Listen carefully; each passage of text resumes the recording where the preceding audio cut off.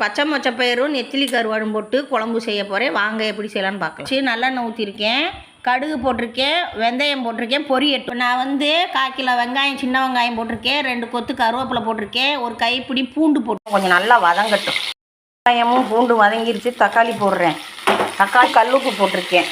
தக்காளி லேசாக மசாலா பொடி போடுறேன். மிளகா பொடி 2 ஸ்பூனு, காஷ்மீர் சில்லி 1 ஸ்பூனு, அரை ஸ்பூனு மஞ்சள் பொடி, 3 ஸ்பூன் மல்லிப்பொடி போட்டிருக்கேன்.